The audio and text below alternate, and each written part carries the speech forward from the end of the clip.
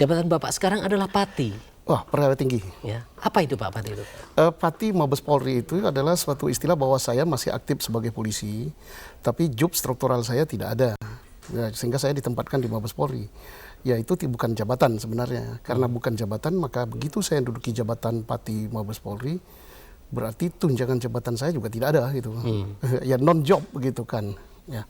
Tapi begini Pak, kalau saya lihat dalam berbagai TR ya, telegram rahasia, Ya.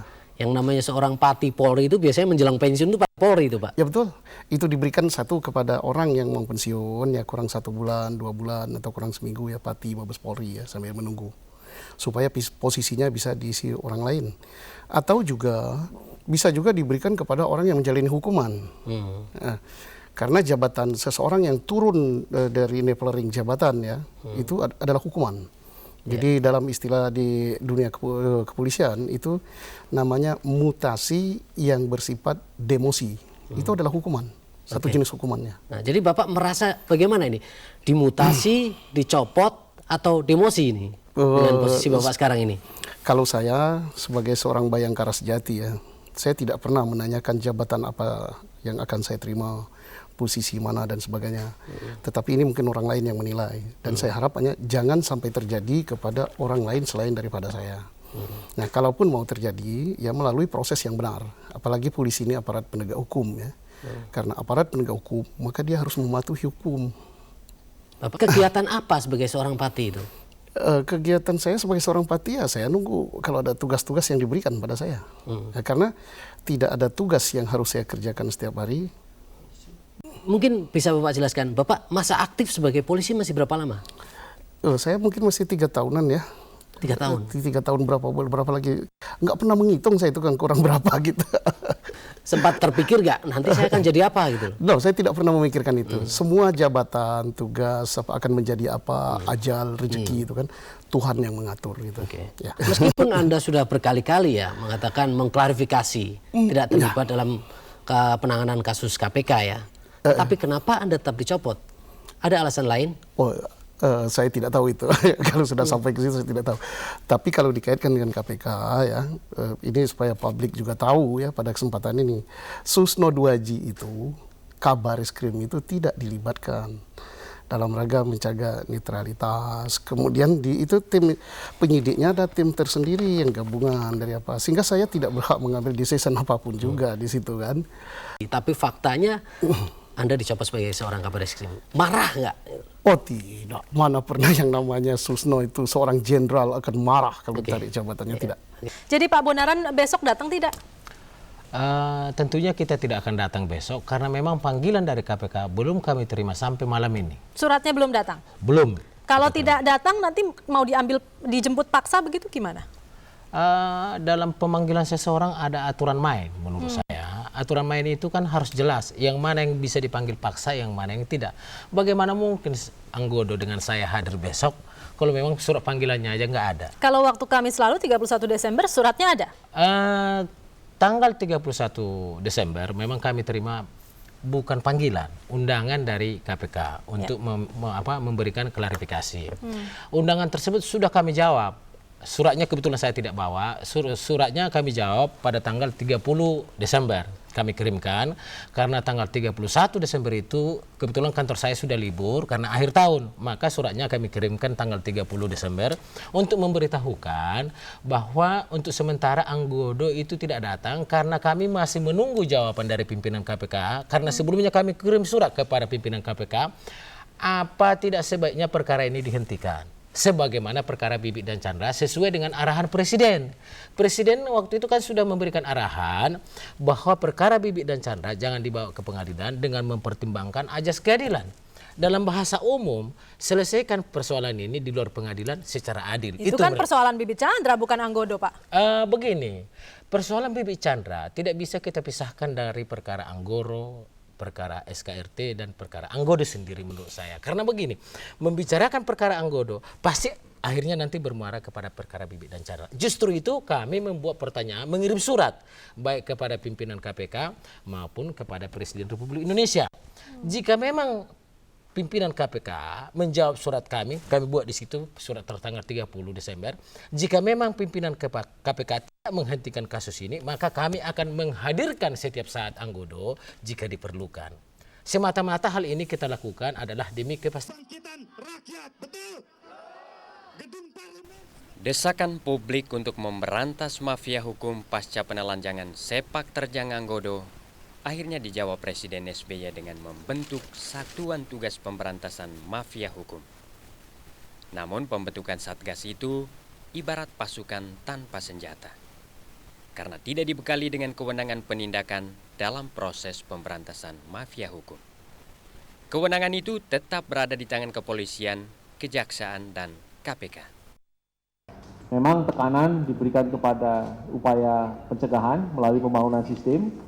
Walau demikian tidak tertutup kemungkinan untuk melakukan upaya yang menuju pada penindakan, di mana aspek penindakan ini akan dilaksanakan oleh rekan-rekan kita dari Kejaksaan Agung dan Kepolisian RI maupun KPK. Berdasarkan surat keputusan Presiden tertanggal 30 Desember 2009, Satgas Pemberantasan Mafia Hukum memang hanya melakukan kajian, evaluasi dan perbaikan sistem penegakan hukum, termasuk membuat prosedur operasi standar untuk mencegah praktek mafia di bidang hukum, bukan pada penindakan dan penguatan integritas aparat penegak hukum yang selama ini disorot publik. Lemahnya pengawasan, penindakan dan integritas aparat penegak hukum itu tampak sangat transparan dalam kasus KPK versus Polri yang akhirnya membuka kedok Anggodo Wijoyo yang diduga sebagai aktor mafia hukum. Penelanjangan sepak terjang Anggodo itulah yang memicu gelombang desakan publik untuk segera memberantas mafia hukum yang dijawab Presiden dengan membentuk Satgasus. Namun Anggodo yang menjadi biang kekisruhan itu tak kunjung ditindak. Saya juga kemarin ucapkan terima kasih, saya dilindungi oleh Presiden sama Pak Kapolri. Kalau saya lari kan sama dengan saya mengkhianati, kan gitu. Saya tetap hadir kalau dipanggil.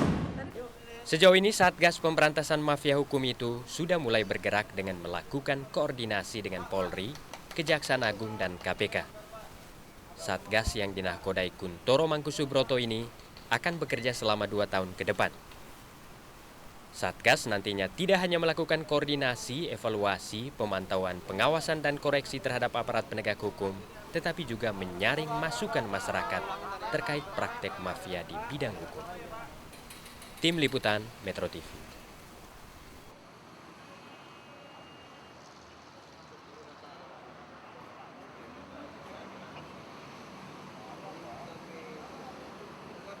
Jadi secara umum, Kabar Reskrim Pak Iko tadi menyampaikan ke saya sudah betul melakukan pendataan, inventarisasi kemungkinan modus operandi para calon Markus yang berkeliaran dalam tanda petik di jajaran kepolisian, dan juga sudah mengidentifikasi orang-orangnya.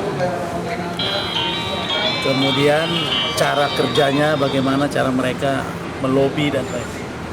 Langkah-langkah yang sedang dipersiapkan, yang pertama, melihat yang masuk daftar inventarisasi ini masih bermain enggak?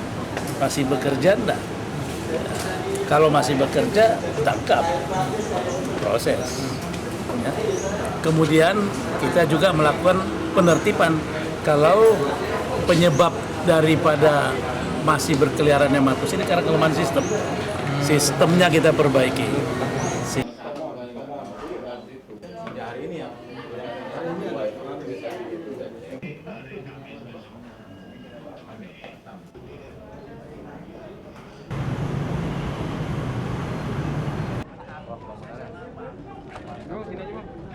Nanti setelah laporan aja dulu ya.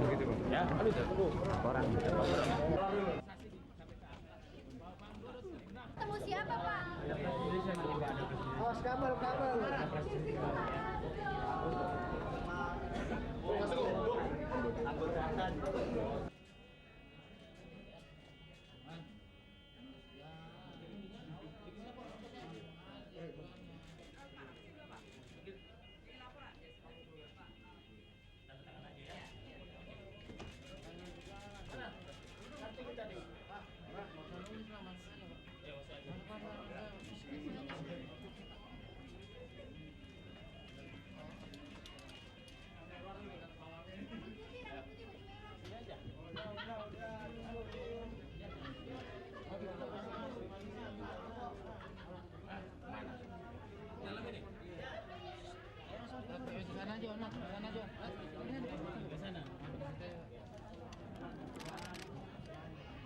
dipanggil ya.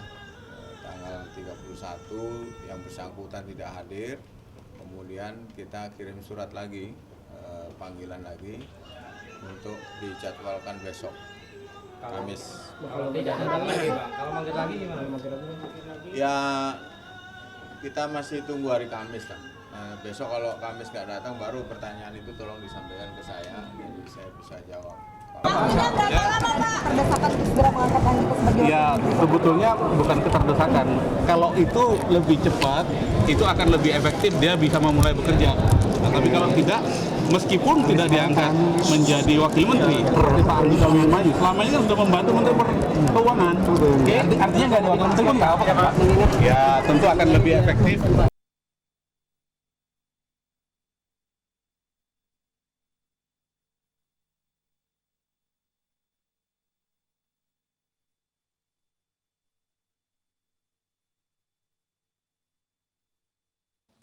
Bismillahirrahmanirrahim. Demi Allah saya bersumpah bahwa saya sebagai saksi dalam pansus angket DPR RI ini, yang pertama kami mungkin di sini Pak secara bergantian. Pertama Pak Maulana Rohaniawan, silakan Pak juga nanti secara di sini Pak. Rangka penyelidikan kasus Bank Senturi yang saya hormati Bapak, saya perlu menyampaikan pengenalan per fraksi saja. Yang di sebelah ujung ini adalah nama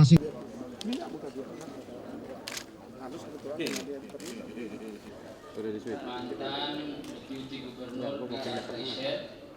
Bismillahirrahmanirrahim. Sebagai saksi dalam pansus angket DPR tentang pengusutan kasus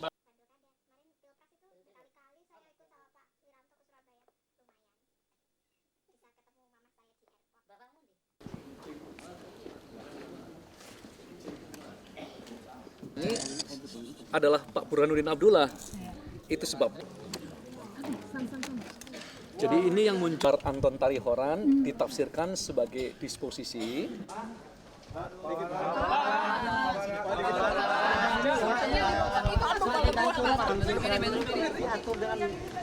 Peraturan perundang-undangan yang jelas, Pak. Iya, tentu. Jadi logika berpikir yang kami tangkap adalah begitu sebenarnya ditolak, ya selesai. Surat pencabutan dari presiden itu penarikannya ya seketika itu juga setelah paripurna memutuskan. Tapi itu ditafsirkan bahwa ada surat dari ketua DPR ya waktu itu Agung Laksono yang menyampaikan tidak membunyikan menolak itu, tidak membunyikan menolak. Maka Agung Laksono ini mesti tanggung jawab soal ini. Karena dia hanya meminta agar mengajukan RUU. Nah, presiden nampaknya membuka ruang itu. Menggunakan fasilitas di antara tanda petik yang diberikan oleh Agung Laksono itu. Saya kira Agung Laksono salah besar soal ini.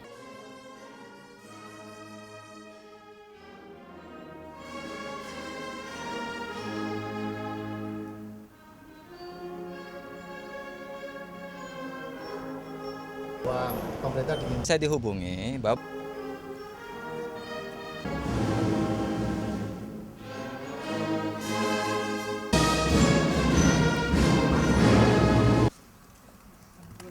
keputusan Presiden Republik sebagai Sekretaris Kabinet disertai ucapan terima kasih atas pengabdian dan Wakil Menteri Kabinet Indonesia Bersatu Kedua oleh Presiden Republik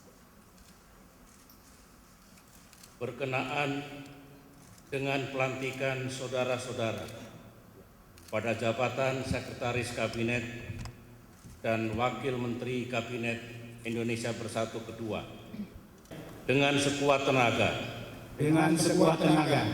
akan mengusahakan kesejahteraan Republik Indonesia.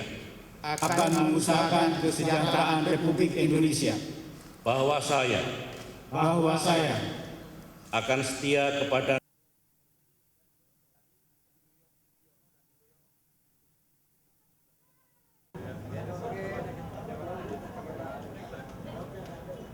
SBY mundur.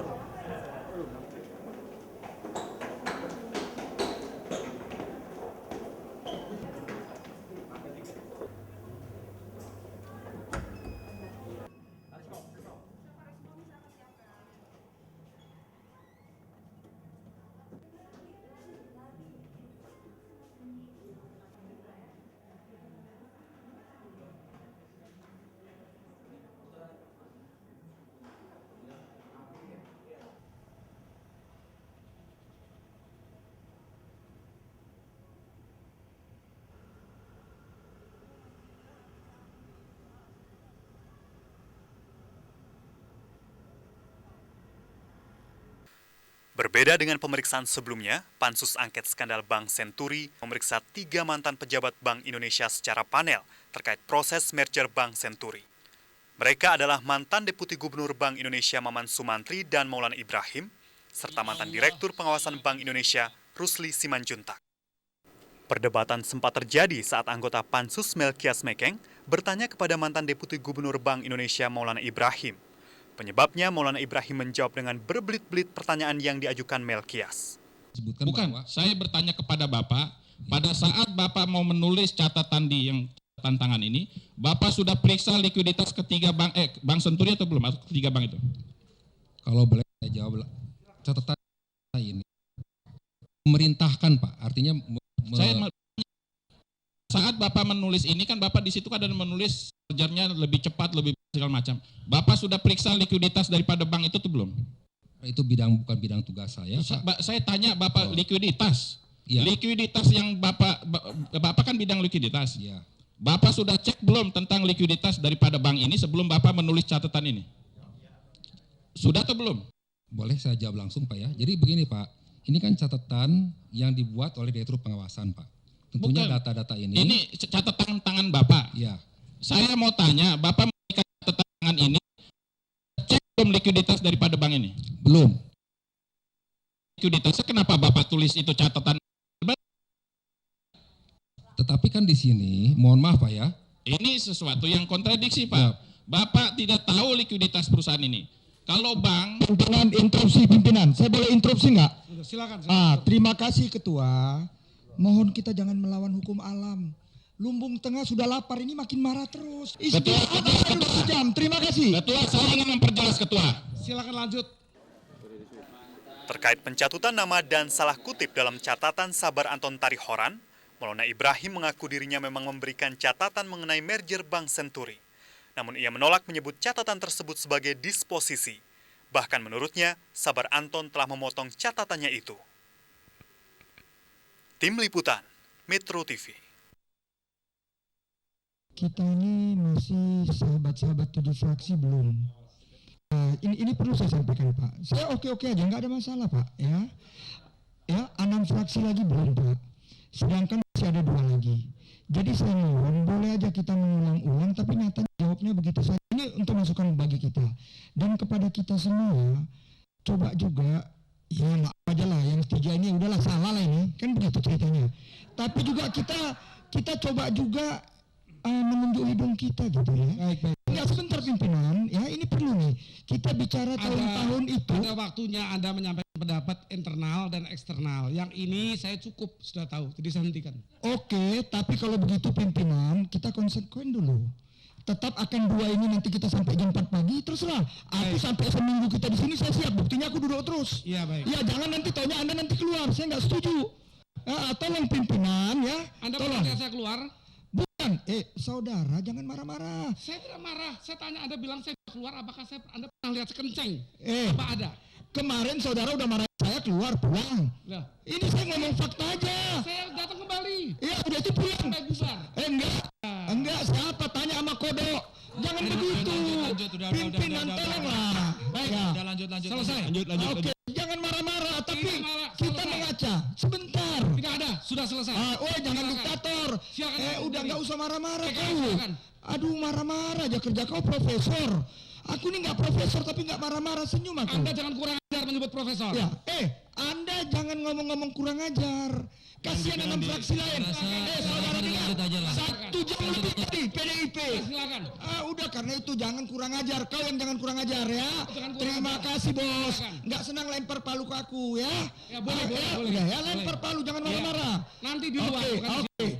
Jangan nanti sebentar lagi kau pulang. Ya, makasih pimpinan. Tegas Anda. Terima kasih. Ya, oke. Ini sayang saya memimpin. Kalau saya nggak mimpin, saya usul pimpinan supaya Suara Ruhut itu ditegur atau dikembali fraksinya. Selalu mengganggu rapat.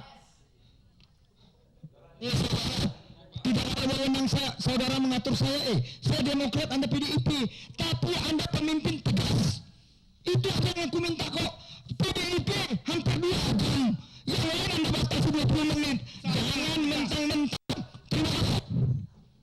Hak pimpinan sangat penuh untuk mengatur. Anda jangan mengacaukan rapat ini. Anda Coba. bukan hanya salah kita pimpinan. Saudara tuh dengan baik. Kita pimpinan. Terima kasih. Dan sudah. Kamu sudah. Silakan saya tahan, sudah belum?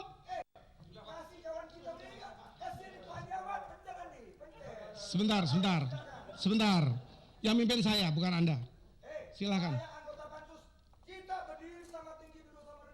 Siapa bilang tinggi aku Makau? Silakan.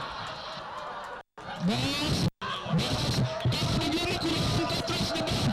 Ya, kalau kau ngajak aku debat terus, mana wibawa Anda pimpinan? Idrus Marham, Anda ahli dulu nih. Wakil saudara ini udah mulai aneh-aneh. Diam kau. Kau jangan bilang diam. Satu kalimat diam kau. Kau diam bangsa. Apa? Anda nggak boleh begitu. Anda menyebut kata-kata kotor untuk pimpinan. Anda dari tadi nggak kotor. Anda nggak begitu. Ngaco, kata Anda tahu bilang ngaco. Diam kau. Udah. Pak Idrus. Udah Pak Idrus. Ya, terima kasih. Pak Idrus, sudah. Tunggu. Sudah kita lanjut. Siapa bilang 2 jam? Silakan. Ya, terima kasih pimpinan. Saya lanjutkan ya pertanyaannya. Ini apa namanya ini? Suara dari mana ini barusan ini? Kalau begitu suara setan itu. Silakan. Suara setan kalau begitu. Silakan. Silakan. Terima kasih pimpinan. Ini jelas 22 Juli. Iya, melanjutkan. Sepakat dengan usulan. Iya, usulannya melanjutkan merger, proses merger kan dilanjutkan. Bukan mergernya disetujui. Tapi Bapak tadi, kenapa setelah melihat begitu luar biasa kelakuan ini, pasien kambuhan yang luar biasa, manipulasi yang luar biasa, bahkan Pak Budi Rohadi mengatakan maling ini sebenarnya. Nah, kalau kita tutup ya tadi lah, kalau kita tutup 1, tutup 3, kan jadi itu yang susah, yang jadi pikiran kita itu gitu kan, hambatannya itu. Bank kecil ukuran tidak lagi menjadi sesuatu alasan utama untuk mengkhawatirkan systemic impact-nya kalau keadaannya krisis. Kalau keadaan normal, Bu, bank semacam mungkin berapa ratus bank di Indonesia termasuk BPR kalau dibunuh-bunuhin juga nggak apa-apa. Tidak sistemik ini.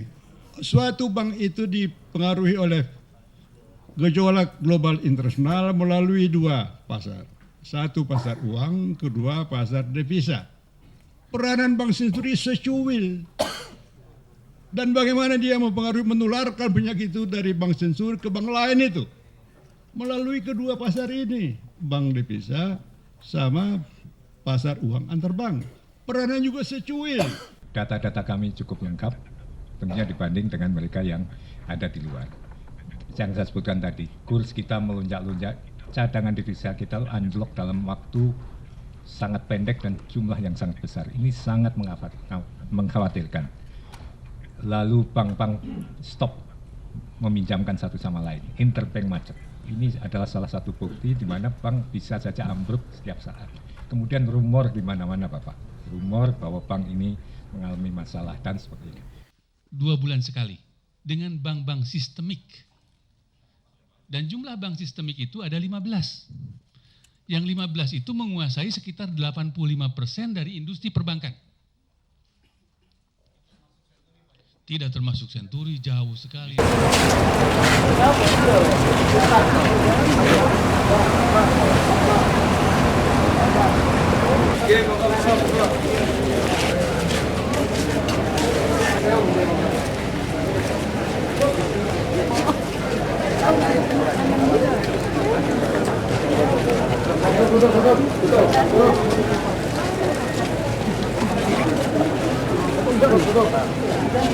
Oleh yang terhormat Bapak Dr. Haji Allahumma